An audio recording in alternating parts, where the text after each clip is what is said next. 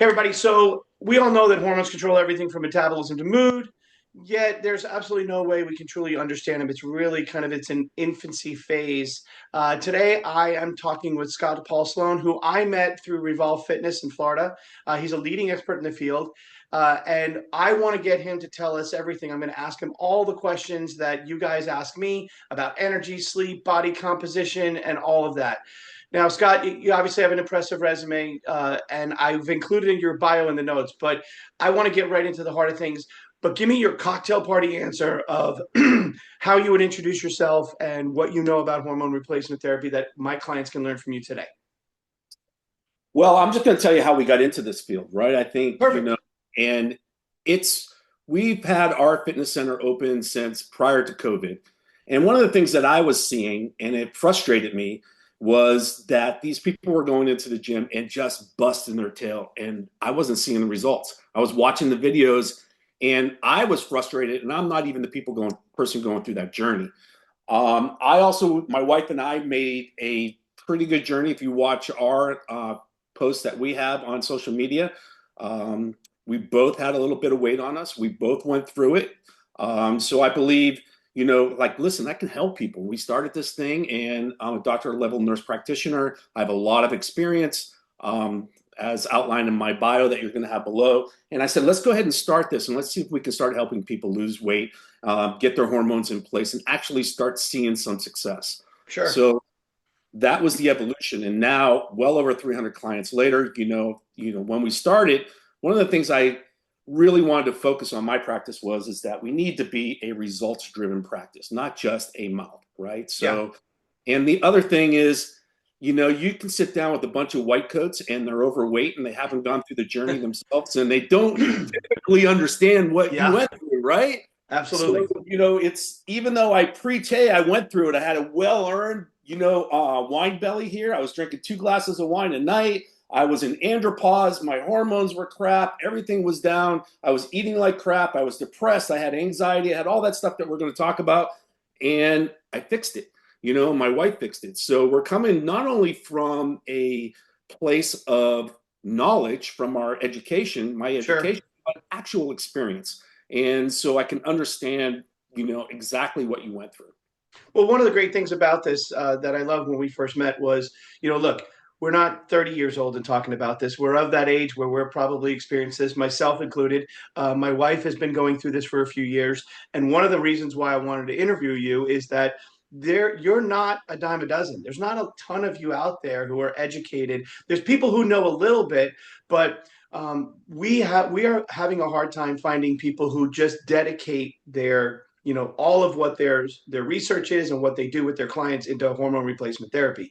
And it's one thing if you're a gynecologist or you're obstetrician or you're proctologist, like they kind of dabble in it, but they're really doing other things. And I need for my clients someone who really does that. So let's start at the beginning. What Okay. exactly is HRT, and what can someone get benefit from by learning more about it? So HRT in a nutshell is basically the replacement of testosterone, estrogen, or progesterone, right? Okay. Depending if you're a male or a female. And those three hormones are naturally occurring in both of us in Right. different things. And that needs to be understood. And this can affect, your energy, your mood, your muscle mass, your gains, your fat, gaining fat and not being able to lose that, your fat loss, your mood, your overall health, all of that is affected. And if we really got into a deep dive, like Yeah. labs at some point went over, there's a lot of stuff that general practitioners don't catch that are like, I don't even need to pull your hormones. I know what's going on by, Right. why your cholesterol is elevating and you're 50 years old and it's never been elevated before, things like that. So HRT gets you back into homeostasis, right? That is where we're going to get you back to normal. Remember, we're not talking about bodybuilding here. We're not the Right. Olympia, right? We're not talking about that stuff. And I think we're going to get into this a little bit longer, but HRT is basically hormone replacement therapy, getting you in to that normal range or that upper quartile of normal that you should be in or what you were when you were younger. All right, so that kind of stands to reason with. I have a lot of people who are moms and dads. They might be people who have kids in college, and we're always talking about the younger generation. They're just full of hormones. They're going a million miles an hour. So, at what age do we start to deplete our hormones? And what are the most common things that we see that make people realize I need to reach out and speak to a hormone replacement therapist? So, around what age do you need to talk about that, and what should they be looking for? Well, I'll give you two different answers. Okay. So to explain it, right, there's the perimenopause area, right? Let's just say menopause for a rough number starts around 50, Okay. right? So 12 to 15 years before that is when you start seeing the decline. So the early Okay. 30s for a woman, you're going to start seeing declines in your hormones. Sure. And, the fatigue that all of a sudden comes on, the stubborn weight gain, right? Your poor recovery, your brain fog, all those things are going to come in play. In men, it's the same age. You're going to see Okay. it dropping off. I remember, I'm also a retired fire captain, Miami Dade Fire Rescue. I did Um, 30 years down there. Thank you for And your I remember service. thank you, sir. In my early 40s, I'm in a fire and I'm on my second tank and I'm like, what the hell is going on with me? And I went and got my labs and I was on the low end of normal, but my doc's like, yeah, you're in the normal range, man. You're good. I wasn't, right? I knew Right. I wasn't. In my core, I knew my own performance and I wasn't there and I knew I was declining. So I think that's the difference between a number and your story, right? Yes. What is your story? What is your symptoms? What are you telling me? You need to sit back, and we've lost that in medicine. We don't listen enough. So early 30s for both sexes. Well, I'm really glad you said it like that, because one of the things that, really just being on the very small amount of it, I know enough to get myself in trouble. I know when I look at, blood reports from a client, and the doctor said, oh, you're in the normal range. But if, let's just say, the normal range of anything is 40 to 60, well, if you're at 40.5, 41, like that just might be that day. And you Right. might normally be living in the 30s, and that's out of normal range. Now, again, I just led with that I know enough to be dangerous. I know that there's bioidentical. I know that there's synthetic. There's pills. There's patches. There's injections. Like, what are the kind of things that we are talking about when we're introducing people to HRT therapies?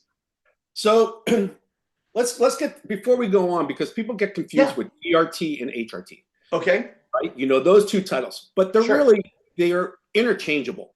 You But could tell use them the difference. What do the different words mean? so TRT is testosterone replacement therapy. Right. HRT is hormone replacement therapy. Okay. So in essence, does TRT fall under HRT? Yes, right? It's hormone replacement therapy. So they're interchangeable, the words, right? So don't get confused with that language. Now, just like you said, there's many delivery methods. There's needles, there's creams, there's patches, there's pellets. Sure. Typically, when I have my discussions, I have my preferences of my delivery methods, but when I have discussions with people, I go ahead and tell them all of these options they have, right? Because I don't want them to not know and just go by what I tell them, because they may be needle averse. They may not Right. want to do needles, right? That's really important. And then you have your synthetics, right? Your synthetics, this is kind of cool. They're called conjugated equine estrogens, right? So what's the word in there? Equine is a horse, right? Right. And one of the common medications that is prescribed by OBGYNs is a medicine called Premarin. It's Premarin, Right. right? It stands for, right? It's an abbreviation for pregnant mare urine, right? So Love putting that in my body. right. And I'm like, you're not a horse, right? So why would you put that into your body? And Sure. then we're going to expand on that a little bit more. People say, well, I don't want to really get it from a compound pharmacy like my progesterone. Estrogen is in the patches is pretty cheap. Your insurance will cover it. It's all good. But progesterone only comes in the natural form in two doses, 100 milligram in the commercial doses. And sometimes that's too much for people. They Sure. can't get up in the morning. It makes them groggy. So we have the option to go the compounded route from a sterile compound pharmacy that's regulated, not your Right. corner compound pharmacy, a very reputable, regulated by the state or the FDA, whichever one that you're using. So you said it earlier, someone who's needle averse, or they might be averse to, all medication right off the bat. Just for maybe some of the clients who are like, is there a natural way to do this? Like, do I have to see an HRT person? Can you help somebody if they don't want to go the medication route? I think it comes back to what we always discuss that people don't want to hear, right? You need to put Yeah. the work in, right? Get your rest, right? Do something to go ahead and meditate. Get the stress off of your body. Eat right, right? Get a diet in there. Make sure you're getting protein. Exercise regularly. Do the things that you do that will all boost your hormones. All those natural things, but people they don't want that quick fix, right? They think that they're going to get a hormone and get a quick fix and that it's going to solve all that. But really, that's the fundamental of things. And if you really get that in control, then your hormones are going to go up. They're going to improve. Completely agree with that. And one of the things I'm going to lead with just a quick story before I ask you the next question, because a lot of my clients who are like, well, I talked to my doctor about HRT, but they get one physical every year, and like they're like, oh yeah, well I'm going to try this for a year. I'm like, whoa, whoa, whoa, whoa, whoa. So I know from personal experience with Kelly, my wife, that she had to see somebody every 30 or 60 days, and they were changing the doses just by minuscule amounts to finally find the right formula. And it took her, probably the better part of 12 to 18 months to finally get the thing that was really like, I feel like $1 million again. When can people start to kind of feel like HRT's helping or that it's working? Like, how often do you want to see somebody? How often do you want to talk to somebody? What does the journey look like? The journey is, let's start by this. There's no cookbook protocol for this. If somebody tells you that, no, it's very simple, this is the way it does, it's no. We're all individuals. We have different chemistries. We're going to react differently. We're going to metabolize these hormones differently. Right. All those things are going to come in play. You could see results as early as 2 weeks. I've had guys go, oh my God, this is Wow. unbelievable. Women like my mood, especially depression or anxiety, those type of things can really start to improve right away. You know, recovery, muscle mass, those type of things start to improve right away. Now, what you are alluding to was what we call dialing you in, Right. right? You know, some of the subtleties of HRT, like testosterone replacement, is downstream. You metabolize testosterone into estrogen, both men Sure. and women. So your change, you could be like, oh, I was doing great for a month. And if I don't check in with you every single month, yeah, I was doing really good. I don't feel as good. I know your estrogen's up, right? If you're a male, right? The same thing with the woman. If I put you on testosterone, you go, hey, it's 2 weeks, I'm bloating. I know your estrogen is up, right? I know Interesting. the type of things that are going on. Yeah. And all that is really the relationship you have to have with your clients. You have to be able to articulate that. You can't be given TRT and saying, I'll see you in 3 months just to ask you how you feel. You know, you need to be checking in with people often. We've, like I said before, we moved away from that. Totally agree with that. And so, I know that my experience with clients is sometimes they don't even know that their energy's down, or they don't know that, their mental clarity is kind of all over the place. So, give Right. me a little bit of some of the things that they should kind of look for as signs. And then what if they get some help from an HRT specialist, what they would see, in those first couple of months of dialing it in. It all depends on what side of what you're treating. So I'm going to start by this. If you go to an HR to one of these wellness centers, Yes. right, big box wellness centers, and you walk in there, and they're going to put you on everything: testosterone, estrogen, and progesterone at one time. So like You a need cocktail. you need to run as fast as you can. Okay, great. I love that. And I'm going to tell you why, because there's two opposite ends of the spectrum here, right? The last thing I typically replace is estrogen, because I told you testosterone goes ahead and metabolizes into estrogen. I don't know what type of metabolizer you're going to be, right? I Sure. need follow-up labs to see where you're at, right? If you're a high metabolizer, then I'm like, okay, I don't need to replace your estrogen, right? It's fine. It's perfect. We're already good. So the testosterone side, mood, um, recovery, strength, brain fog, lack of libido, all that stuff on the testosterone side.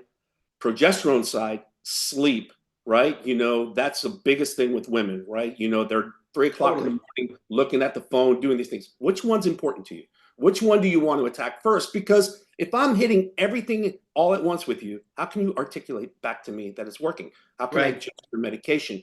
Right. So it's the back to the thing dialing you in. We fix one, we move on to the next one, we dial that in, we see how you convert into estrogen. I can speak to my wife's journey. The last thing we replaced on her was estrogen because in the beginning she metabolized fine. Her estrogen was in normal numbers. And then as she aged, she's approaching 50 now, she dropped in her estrogen. She said, I'm not feeling good. I don't feel good. We pulled her labs. Lo and behold, her estrogen started to tank. I replaced her estrogen. She feels great again.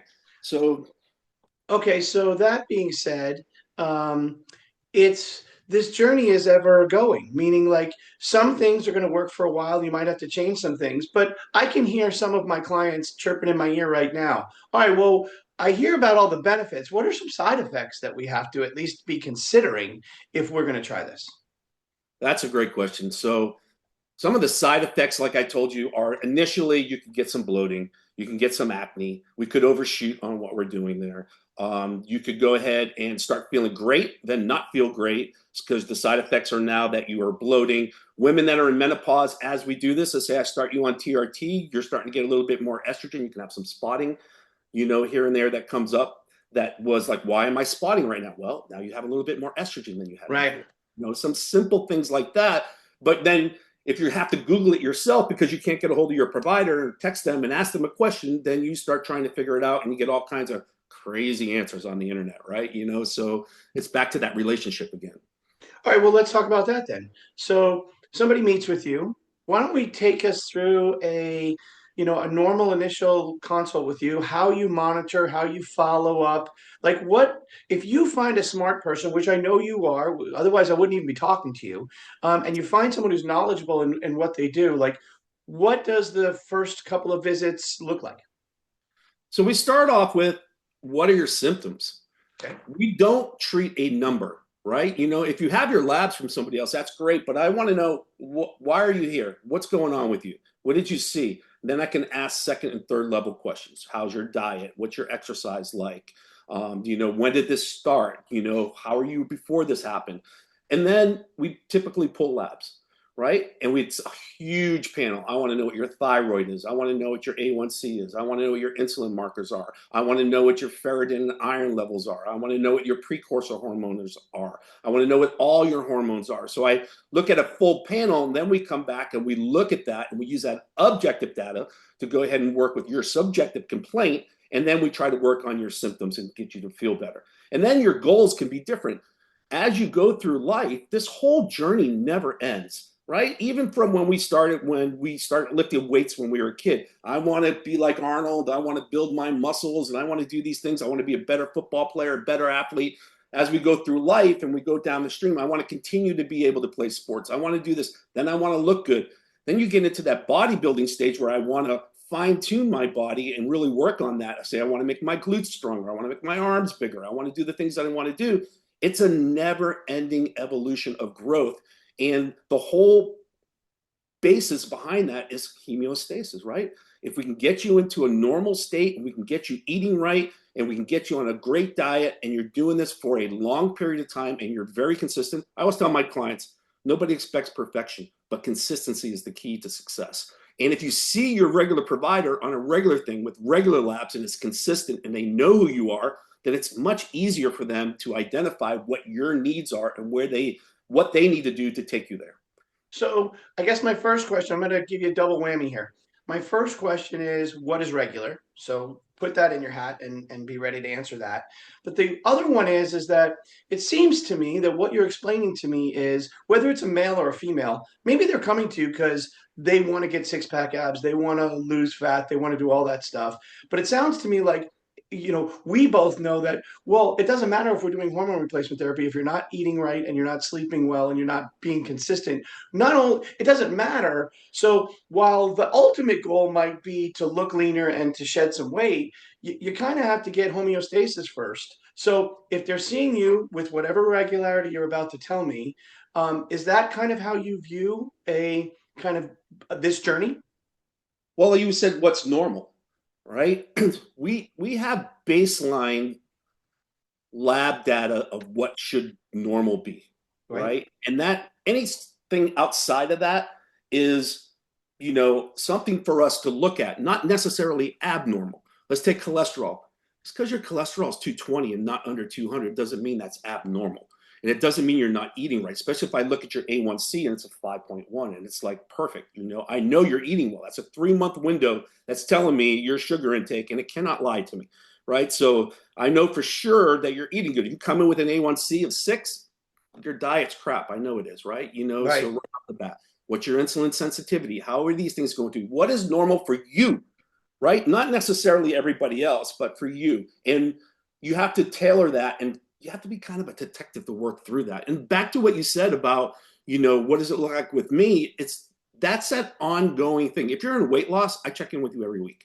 Every week, if we're doing weight loss, I want to know, how is your food noise? How many pounds are you down? What's your diet going? Are you getting your protein in? Are you exercising? Those type of things that kind of hold you accountable, right? Somebody's going to check in with me on Tuesday and he's going to ask me all these questions again, and that relationship comes in. If it's HRT, in the beginning, the first couple of weeks, I check in with you, and then I text you once a month, and then every 3 months we do your labs until we get you to where you're like, you're good.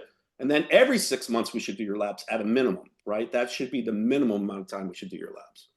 Okay, so let's talk about someone who is really having a mood problem, some anxiety, some brain fog. Um, what kind of is it different to go after lean muscle mass and that type of thing, or mood and sleep, or is it really all one dual purpose? It's gonna, if you're going after fat loss, you're gonna get a better mood and better sleep, or we kind of have to hit one before we hit the other. How do you feel about that? I think the overall goal is to get you to where everything is together, right? Okay. That's right. We want to get back to where I sleep good. I have the energy when I get up. My brain fogs there, not there anymore.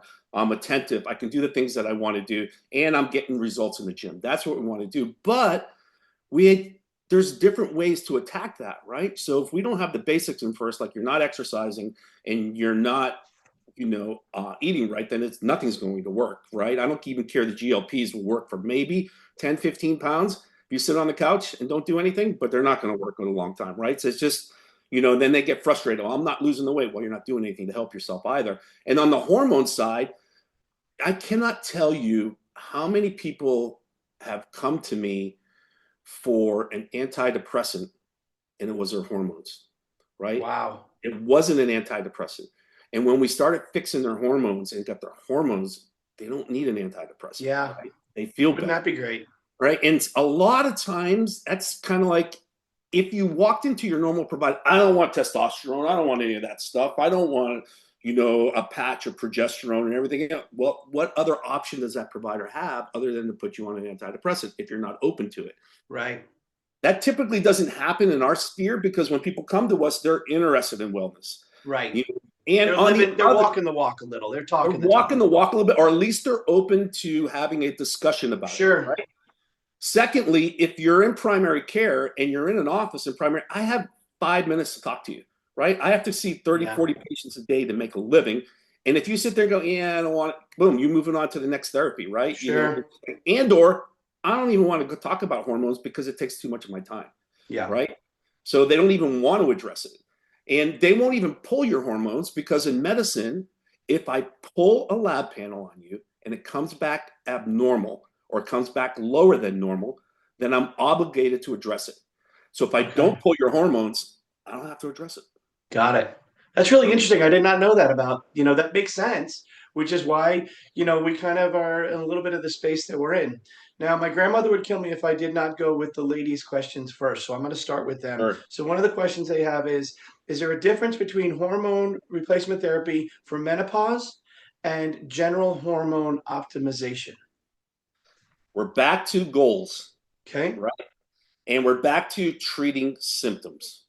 Now, if you're in menopause and you have vasomotor symptoms like you're not sleeping, you have hot flashes, cold intolerance, those type of things, we need to go ahead and replace your hormones to get rid of those symptoms. I'm going to Okay. tell you this right now. Here for all of your users out there that are women, no woman should ever, ever, ever suffer through menopause, right? We have tools to help you, multiple different tools to help you. And if you go to somebody who is educated in this, Say you don't want to be on hormones. Well, there's other ways to go ahead and work around that to help you with your vasomotor symptoms, but you shouldn't Love suffer, that. right? So now you get back to, we have lots of women in our sphere that are just absolutely incredible people that are working out. They're watching their diet. They are on point. They're not drinking alcohol. They're just in the gym every day and they look amazing and they have certain goals. I have this little inner tube around my belly. I need to lose. I don't have a lot of strength anymore. This is, I want to go do these things. Well, now we're talking about where do we want to get you in that hormone optimization? Do we Sure. want you right in the middle to get your vasosymptoms out or vasomotor symptoms controlled, just enough to help you with your symptoms? Or do we want to really try to creep up to that upper quartile of performance, right? Now, we're still in normal, right? We're not super therapeutic. We're Right. not in the bodybuilding sphere. We're not talking about jumping over to there. We're just talking into the upper quartile normal that will give you the best performance for your particular body. Okay, so then let's move to the guy side. You know, you've already expressed the fact that it's not just for bodybuilding, the Arnold Schwarzenegger trying to get big arms, big chest, big legs. But how do you educate them on like what we're going to do with testosterone? Or I don't know this. I've had to use testosterone therapy. Is it? I mean, is there estrogen therapy and progesterone therapy for men as well, or is it just testosterone? What's the story with the guys? Typically with men, and we'll go back to the big box protocol thing. Sometimes you'll walk into a big box protocol where you won't see a provider for another month or so, and they're going to put you on a protocol. They're going to put you on testosterone, and they're going to put you on an estrogen blocker, right? Because we all know that most people will convert their testosterone to estrogen, right? And then Right. that comes to symptoms. And men are not used to that. I typically tell guys, I have military guys that I take care of, Navy SEALs. I said, listen, when you start getting sappy and a little bit everything else like and emotional, your estrogen's probably high and you need to call me, right? But I'm not going to treat it yet because I don't know what type of converter you are.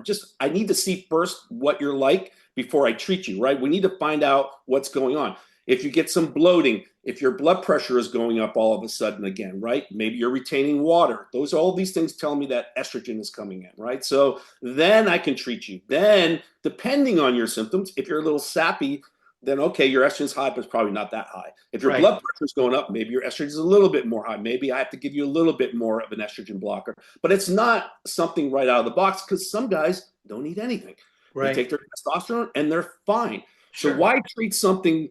Because what we don't want to do in men, and we don't want to do in it, we don't want to crush your estrogen. It's good for your brain. It's good for your Right. heart. Good for your intestines. It's good for everything. We want to keep it in the normal range, but we don't want to crush it either. And you risk, if you go on a protocol and you give an estrogen blocker and the guy's not a converter or a high converter, you're going to crush his estrogen, right? And then he's going to feel bad again. He's going to have loss of erections, loss of libido. All those other things are going to come into play.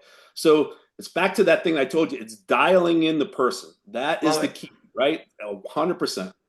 Part of the reason why I was just so excited when we met is that, here in Arizona, which is basically who's going to see this right off the bat, you're not easy to find. I'm excited that, if you stay to the end, you're going to be able to find out how you can get to talk to Scott. But the other thing is like, what do you see? I believe HRT, while it's not in its infancy phase, it kind of is too. Like, not it's not always covered by insurance, so people aren't just gravitating to it, and you have to do a little bit of your own homework and your own legwork to find somebody like you. Where do you see HRT going over the next 5, 10 years? Wow, that's a great question. Where I do you was hope it to go?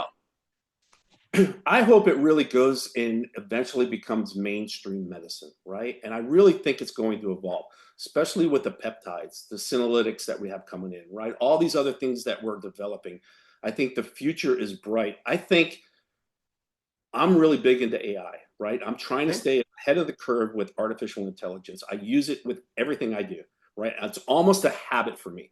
If I do lab reviews, I help formulate through AI. I ask questions through AI. Even though I know the answer, I want to know if there's another differential, right? So I use it for medicine. It's going to permeate everything we do. And I think at some point there'll be AI driven protocols specifically for you right? I could put in all of your genetic markers, all of your hormone markers, everything else like that, and it's going to help me guide you to the performance that you need specifically for you, which That's is kind of fascinating. really cool, right? Yeah, I really do love that. And well, that kind of goes to, I did have a follow-up question that maybe you just answered.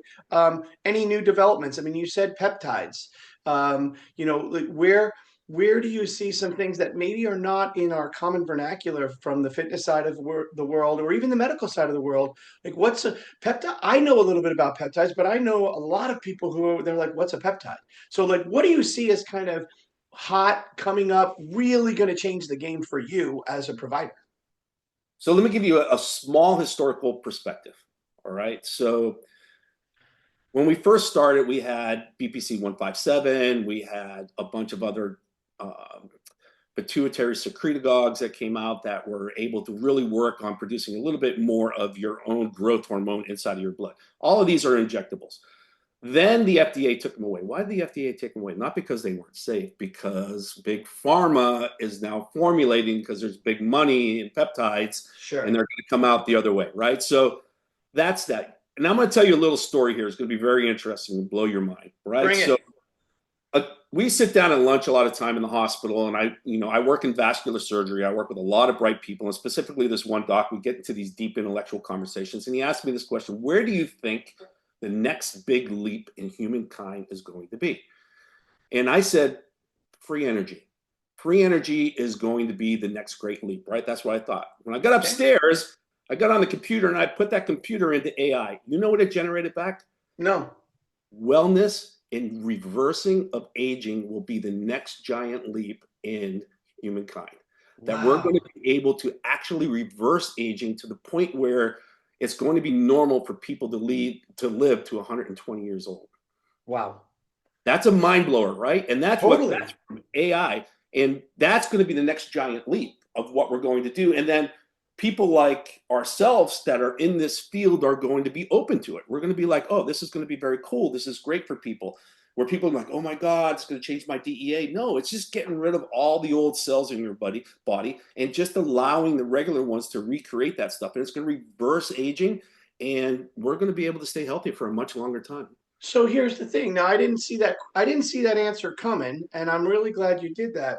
But to me, the logical leap you have to make to be able to live beyond 100 to 110, 120 is you got to do the work in your 40s, 50s, 60s, and 70s so that you're not spending your 80s and 90s, having medical problems. It's where you're kind of keeping the train going longer and longer and longer, as opposed to starting the train in your 60s and 70s.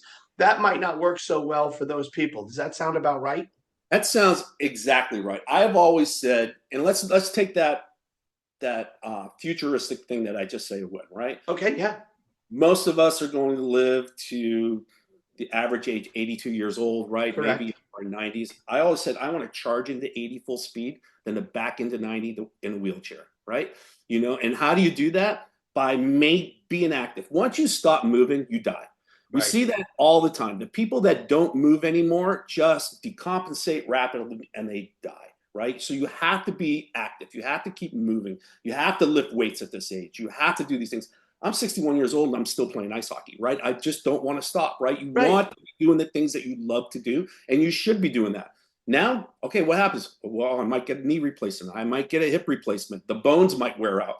But really, if you take care of it from the beginning and you really are not overweight, you're not putting that on your bones and joints, you're eating the right things you should do, you're trying to get the right nutrients in there to replace and heal certain things. You're going to people like me when you have an injury so I can get you a peptide that actually will help you heal faster so you don't really decompensate because you can't move anymore. Sure. Those are the things that are going to keep you healthy and move and charge into 80 years old. Okay, so little house cleaning real quick. I usually like to do these things for like 25, 30 minutes because I know people's attention span doesn't really last that long. But here's the deal. I'm going to keep going with you. Right. But I might split this into a part one, part two. I don't know. But if you have the time, I probably still have 15 questions that we haven't gotten to Okay, yet. that's And I all right. really feel like we're killing it. All right. So let me lead this next part off with What are some misconceptions? What are some kind of harebrained schemes that people talk about HRT that drive you crazy that might scare people away from even considering talking to a therapist who will help them? So the biggest thing that drives me crazy is that people think it's dangerous or unnatural to go ahead and do HRT, right? Or that it's even cheating. So if you really bring this back, let's do a scale, right? This is a normal scale. You're on the low side of normal. We're just bringing you to the upper side of normal. How is Sure. that even? It's not dangerous. That's where you were when you were younger. People don't get really sick when they're young, when they're optimized, right? That's not a normal thing for people. Genetically, they might have issues with cancer, some other things, and so on and so forth. But typically, a normal person who has normal hormones in the upper range, they're healthy, right? They're vibrant. They're moving through it. They're machines. This is what we're doing. That's all we are doing. If you look at the other end of the spectrum, untreated hormone decline is much far riskier, right? Yeah. Bone demineralization, right? Osteoporosis, coronary plaque, atherosclerotic disease, hypertension, weight gain, depression, anxiety, all those things are health risks that come with low hormones. And it drives me crazy when they're like, oh, you're on steroids. Okay, all hormones are steroids, right? Right. So, right? It's kind of it's laughable because that just tells me, well, you don't really understand how Right. these things really work. And then what's against us are old, outdated studies. Even when I was in school, they talked about the Women's Health Initiative, right? That study has been debunked. If anybody's telling you the Women's Health Initiative told you this, you need to walk away. Just turn it off and walk away because they don't know what they're talking about, Right. right? We've debunked that. And I saw a graph that 60% of women were on HRT prior to that study coming out. Wow. 2 years after that study came out, it dropped to 30%. Huh. You know how many women in the United States of America are on HRT now? 5%. Wow. It's ridiculous. That's crazy. Absolutely ridiculous because one bad study came out and it really transformed everything, and medicine hasn't caught up to it. Sure. And they're stuck on that. And that's one of the biggest things that drives me crazy.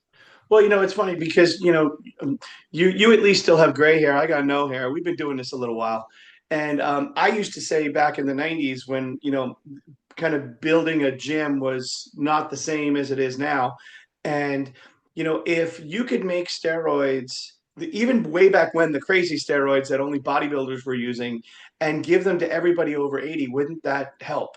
So I was kind of like thinking about that way ahead of things. Now, I'm gonna take a little bit of a pivot here because sometimes when I do talks with people, I've been really working on educating our clients, and I would be at the end and I'd be running out of time, and I'd limit people to one sentence or quick answers. But I don't want to do that with you because Okay. I think some of these things are going to take a little bit more time to kind of get to the bottom of it. So the first thing that is, if I was doing like a top 10 speed out, yes or no, I want a yes and a no, or but I want a reason why after it, if you don't mind. Okay. HRT causes weight gain. Yes and no. I knew that was coming. That's why I started Right. there. So, um, you got to think about things. I often talk about the scale lies to you, right? When you start getting closer to your goal and people really hyper focus on the scale, it's starting to lie to you, right? Because if you go on testosterone and we're enhancing protein synthesis at the cellular level within your muscles, you're going to retain water. The muscle weighs more than fat. It's going to go ahead and do these things. You might actually get some bloat from estrogen or progesterone. Those things will happen. In the grand scheme of things, false. Got It it. boosts metabolism. It helps maintain muscle mass. It helps you lose weight. Okay, so again, I talked about the 80s and 90s and the bodybuilding, and testosterone therapy leads to aggression. We've talked a lot about 100% testosterone. false. False, false, false, false. No truth to it whatsoever, right? Testosterone, we talked about that. How many people are depressed, anxiety, all these other things, mood disorders? You put even myself, right? All the years that I've done and what I've done in my life, right? I told you a little bit about my background.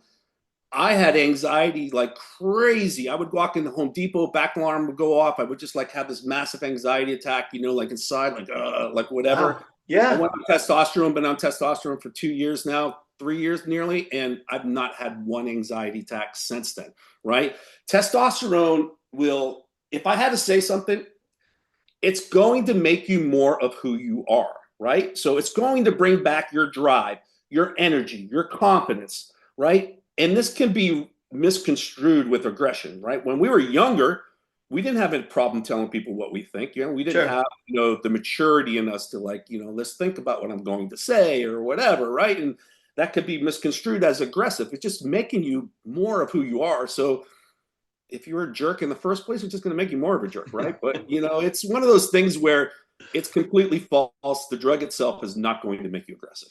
Got it. I tell people that all the time. I'm born and bred in New York, and we're just matter of fact. It sounds like we're kind of jerks, but we're just matter of fact.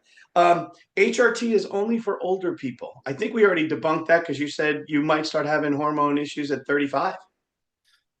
I have people as young as 25, 26 on hormones. Wow. I have combat veterans that have come back from Afghanistan and Iraq that were under so much stress that it's just their hormones were tanked. Men and women, Sure. tanked, absolutely tanked. They don't have any hormones. They feel like crap. They're depressed, so on and so forth.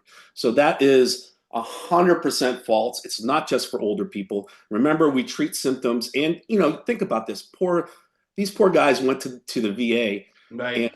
let's just say the low end of normal for a male is 330, right? And they were 380 and felt like crap. Yeah, no, man, you don't make the criteria. I'm not going to put Yeah. you on TRT. And it's criminal, I right? know. And then you put them on TRT, and they're basically like a human being again. Love that. So this happens with everybody. So your answer is false. Yeah, I totally agree with that. But the flip side of that, I have a lot of clients in their 70s and 80s, and a couple of them asked me when I told them I was going to interview you, well, am I too old? Are you ever too old to start HRT? I love that question, right? Best question that you asked as of yet. We have zero data of people over 65, right? Oh, Okay, zero, zero, zero data. But you got to have some common sense here, right? So you're 65 years old. If you had a calcium CT score of zero, your blood pressure's under control, you're eating well, your prostate's okay, all those stuff, why not? Right? I often said that we talked about that with surgery. I work in surgery and I see these people, we do these huge bypasses on these people that are already emaciated, don't have any muscle mass, but we're not going to do anything for their hormones or protein synthesis. And then we're just going to let them heal. And it's going to take them months to heal. And if we gave them a little bit of hormone therapy, then, right. they're going to go a lot, much further away. But they're also sick people. Now, I've caught a lot of people that are overweight. And let me see, I'll explain what caught means, right? Yeah, catching, sure. Please do that. Yeah. right? So people come to me, they're overweight, they have the symptoms, they want to go on TRT, right? So I'm like, okay, listen, we can start with weight loss, we'll work on weight loss, but I'm hesitant to start you on TRT because you haven't been working out, you are overweight, you are a little bit older. So let's get a calcium CT score, right? Look at your heart. It comes back, it's in the upper ranges, right? He has atherosclerotic disease, right? So I already know he has plaque in his heart. And Right. then his aorta is dilated, right? So now he's at risk for, all kinds of other things. I'm like, you need a full workup. I cannot even touch you. This is Yeah. not the most important thing in your life to be focusing on right now. It's focusing on your health and getting a further workup. Make sure you're on a statin. Make sure you're managed. You probably need an Yeah. echocardiogram. You need a cardiology workup. You need to move these things. Whereas you could go to somewhere and they're like, yeah, man, we'll put you on this. We'll do that. We're not even going to step back and think about you, the person, Right. and then you go out and have a heart attack and you die or, become even more debilitated. That's awful. That's not good medicine. Totally love that answer because, you've said it a number of times so far since we started talking. You treat the patient and you treat the symptoms. You don't, just give a blanket answer. And I think that really speaks to that. Quick question. Once you start HRT, you're on it for life. Yes and no, Okay. right? Truth, you're right. So, no, you don't have to be on this for the rest of your life, right? You could take a pause from it. You don't have to take. You say, okay, it worked for me. I want to see what it's like, and you can come off of it and try Sure. that. More than likely, you're going to go back to where you felt like crap. Okay. Feel great. You're going to come off it. You're going to feel like crap, Yeah. and you're not going to feel as good. So if you want to feel this way for the rest of your life, then you're going to need to be on it for the rest of your life. Right. Right. So it's both yes and no, depending Sure, on that what makes you want to sense. I do. mean, so okay, uh, HRT is expensive. It's only for the wealthy. I'll follow up with another part. It's not covered by insurance. I don't know about the insurance part of it because I just knew I needed it, so I just got it done. So what's the answer to it's expensive and it's only for the wealthy? It shouldn't be expensive. Agreed. It should not be expensive. And I've heard a lot of different things. I typically, in my practice, all my lab reads, if you have insurance, I'll put your labs through your insurance. I won't charge Okay. you for labs, which a lot of people want to charge you for the labs. I try to make it as least expensive as possible. The drug itself isn't the cost. You're really paying for me to manage you, right? Got it. Right. So I try to include that into somewhere around $125 a month, right? Which is a Right. very, very affordable range Very for, reasonable. right? Very reasonable. I'm a cash-based business because I don't want to deal with insurance, but I will give you a receipt that you can go ahead and give to your insurance company to get reimbursed, right? Right. So try to work with you whatever way it is. Now, I've heard horror stories out there where they're going in and people say, "Oh, I'm going to see this guy. It costs me $2,500 to $5,000 to sign up with this guy just to see them, and then I got to pay for the meds." Right? So this exorbitant cost for a simple, it's not simple. It takes me time to do anything, but I know what I'm doing at this point. I'm confident with what I'm doing, and I can listen to people, and I can adjust you, and we can go forward. It shouldn't be that complicated, and it shouldn't be that expensive to make you Sure. feel. So I think that's a great answer to, hey, look, there's a certain investment you're going to make into your health and wellness Right. that you should just be prepared to do if you want to live to 120. Right. It's just, you got to look at it that way. But that kind of, there was another question I was going to ask, which takes a little bit of a pivot. Does HRT help with Alzheimer's, osteoporosis? Like, they're two very different questions. Alzheimer's is one, osteoporosis is another. So pick one to start with and then go to the other. So the three hormones, testosterone, estrogen, progesterone, right? So, if we talked about Alzheimer's is a relatively new disease, right? Yes. It wasn't around in the 60s and 70s and as much as it's prevalent here. Why, right? Is that our food chain? Is it things are going on?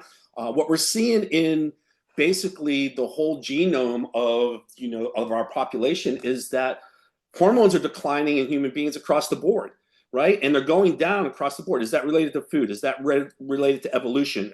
What's going on?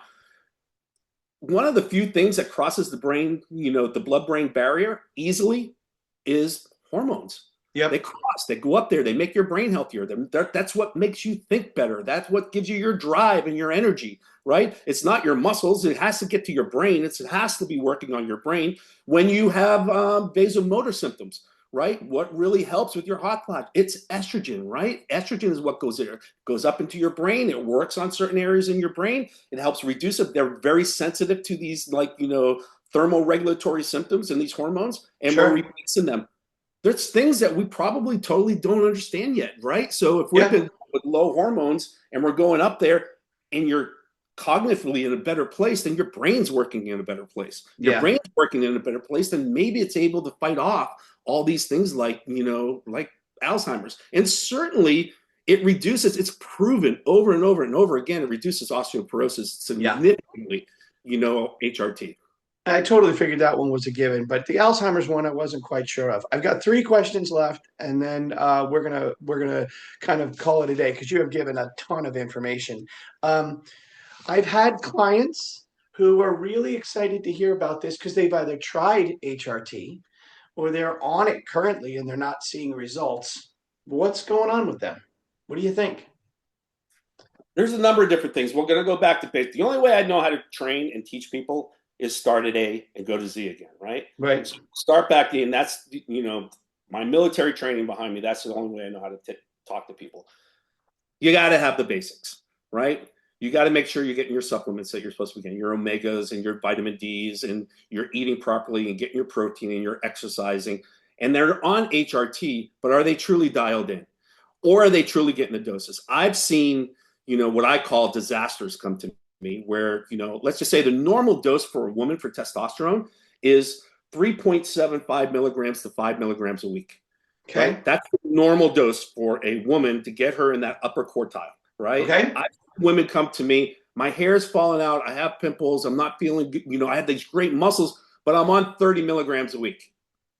Like, Jeez. that's great. You feel great because you feel like a man right now, right? That's why you feel great. The same thing with men. Men is like anywhere between 140 and 200 milligrams per week, right? That's a lot, because we are testosterone driven, right? We have Sure. less estrogen and progesterone. So that's the number. And I'll have people come in and say, oh, yeah, my doc has me on 100 milligrams every 2 weeks. You might as well not even take it. It's not doing anything, right? So that's why you're not feeling better, because you don't have the right androgen load for you. And the follow-up, your labs are probably worse than they were before you Right. actually went on the medication. So there's a lot of different things that are going on out there that if you're not going to, let's put it this way, I'm going to make it very simple. If you don't feel well, you go to your provider, they don't want to adjust things and they're really not pulling labs, you need to find a new provider. Right? You need Agreed. to move on and do that, right? So, and that's okay. It's like if you go to one doctor, they haven't figured it out, you go to another one, and eventually somebody will figure it out, right? Because they're ruling all these different tests out and they're going to find out what's happening. So I'm going to step back for a second. I'm going to add a question because it just came to me. Like, I know Ozempic is one thing, but are the GLP-1s considered hormone replacement therapy these days? They're a peptide. Okay. They're a So that would peptide. fall under. Now, if you tell me, are they considered hormone replacement therapy? I think what you're talking about is, does it really affect your hormones? Does it affect everything? I have people that have come to me, same thing. Let's take one step at a time. You're Right. overweight. You're 7,500 pounds overweight. Yeah. So what happens with this abnormal number that you have on this big body? When you come down to a normal size you reach your thing, what is this number going to look like? Right. Right? I don't know, right? It could be Vastly proportionally, different. it could grow and actually be like, oh, I feel great. And we redo your labs. I don't have to do anything. Right. Right. So it's like, can it help also? Like, I'm losing weight, but I want you to replace this at the same time. I'm like, you have a lot going on over here, right, with your metabolism that you need to get under control in order for you to feel the full effect of this. Got it. So it's not hormone replacement therapy. It's a peptide that we're using to help you lose weight, turn off that food noise, which we never even talked about, right? Yeah. So some of your clients, and I think that was a good thing to end, because a lot of people don't get the concept of food noise. Right. Food noise is, I'm eating when I should not be thinking, or thinking about food when I shouldn't be thinking about food. I'm eating when I don't need to be eating. I'm eating out of habit. I'm eating out of stress. I'm eating out of these other type of things. And it's very real for those. And it could be this. I drink wine at night because it makes me feel better, right? Or I smoke cigarettes because it makes me feel better. We're Right. using these GLPs for these addictive type things, right? And it will turn off the alcohol. I used to drink 2 glasses of wine. I haven't had wine in like 2 years, right? Wow. I'm not on the medication anymore, but it just turned it off. I'm not on the medication because I don't want to give up my gains, right? Sure. Not that I'm not drinking alcohol because I don't want to give up my gains. Right. So, but the medication really got me there, and it really turned off that alcohol drive. I didn't even want it anymore. Right. It's the same thing for food. If you're snacking, you go on these medications. Our goal is to control that food noise. And now I don't even want that food. I don't even want that snack. I don't even want that chocolate. I don't want all those things. And that's a real thing, because I'll often get people that are not heavy, that look great, and they go, I don't understand these people that are gaining weight. Why don't they just stop eating? Yeah. And They that's don't have that food noise. Yeah, it's so unfair, right? You Yeah. haven't stepped back and you put yourself in their shoes, and that's such a real thing. And then the last question is, that people ask me is, do I need to stay on GLPs for the rest of my life? Again, answer is yes and no, right? So if you struggled with food noise your whole entire life, I have a client who's a veterinarian who will be on this medication at a low dose for the rest of her life, because this is the first time that she has had freedom from food. Yeah, I've seen that as well. Control or anyone, right? So it's yes and no. Of course, you can come off of it. Then you can go on a microdose, and you could, like, inflammation. Ever seen these young athletes or these young women that just have that round face, and no matter how they do it, they work and diet and everything else, that kind of puffiness they have on them, they can't get rested. They want to put them on birth control. They want to put them all those other stuff and everything else. I put them on a microdose GLP. gone. Right. They're back to normal people. And again, they text me and they're like, Dr. Sloan, you've given my life back. I'm a Yeah. normal person again, right? I'm not puffy, nobody's calling me chubby or anything else like that. It's really kind of it's a wonderful medication. And it goes back to the other thing too. Some people will think that taking that medication is cheating. It's not, No, I right? agree. It's a I agree. tool. It's a tool to help you out, and it's not cheating. If you're thinking about doing it, find the right person that's going to help you get to where you want to go, and it's a great adjunct. I'm in the same boat as you. Like I'm hoping, and I'm hoping it doesn't take as long. But if you're of a certain age, you knew that men had to spend a fortune to get Viagra, and now you can't turn on the television without seeing 17 commercials for 80 cents a pill. I'm hoping that's where hormone therapy, GLPs, things are gonna increase quality of life and longevity. Scott, is there a way that people who see this can talk to you, or are you only how does that work? I mean, I know there's licensures and things like that. How, if they wanted to get in contact with you and talk to you, can they do that? The answer is yes, and I'm going to tell you what's ahead for us. Right? You reached out to me, and since you reached out to me, I have applied for my licensure in Arizona. Okay. It's a laborious process, I'm right? And sure. I have no control over it. What I will tell you about the wonderful thing about Arizona is your legislators all over it, right? They're trying to get this to it's a 5-day process. It's not there yet, right? Because I'm going through it. But once we get licensed, and everything's telemedicine, right? Right. So you'll be able to go ahead and hit the link. You'll be able to publish the link and give them the links. They can make an appointment with me, and Okay. my appointments are no less than 45 minutes. I need that time to talk to you, right? Love I that. really do. And every lab review I do, afterwards we do your lab and we sit back, it's also 30 to 45 minutes. Why? Because I don't tell you this is normal. I'm going to tell you why it's normal. I'm going to tell you Yeah. what I use, that if you're taking testosterone, why hemoglobin, hematocrit, and your platelet counts are a big deal, and why you should be watching them, right? All those different things to educate you, because if I'm not around anymore, I want to empower you to walk into another provider's office and be able to have that conversation about your health and where you're in charge, right? Not necessarily them, right? It should be a two-way street. You should be able to advocate for yourself. Say, that's not true. What do you mean that's normal? I was at this number before. This is where I feel good. And if they said, no, I don't care where you feel, then you need to go find somebody else, right? Because now Totally. when right? So that's what I'm trying to do with people. So one of the things you guys are going to see in the bio that you also have kind of heard him allude to is, he's a vet. He was a firefighter for a couple of decades. He's now into this. So he's also no nonsense, which is one of the things I love about him. So just don't expect that 45-minute phone call to be kind of like, just a little, you're okay, don't worry about it. He's going to tell it to you straight too, which is the only way you're going to live to 120 is if you Right. have somebody who's going to tell it to you straight. Scott, is there any last things that any lasting impressions you want to leave about HRT or our discussion? I think if you're tired, if you're gaining weight, if you're at the age that you're perimenopausal and you have that inner tube around your belly that you just can't get rid of, if you suffer from anxiety, depression, go to somebody who's going to pull your hormones, right? Just do it. Just go to somebody who's going to look at everything.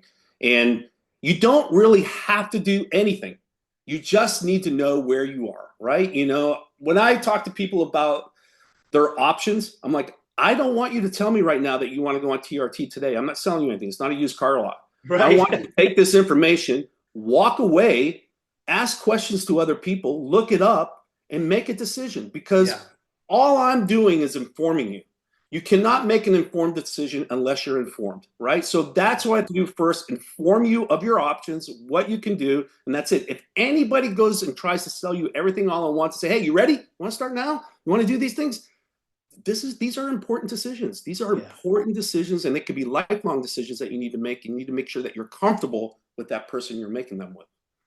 Scott, I appreciate you taking the time. I cannot imagine that you're not going to hear from a couple of my clients that directly, right off the bat, once they get an opportunity to learn a little bit more about you.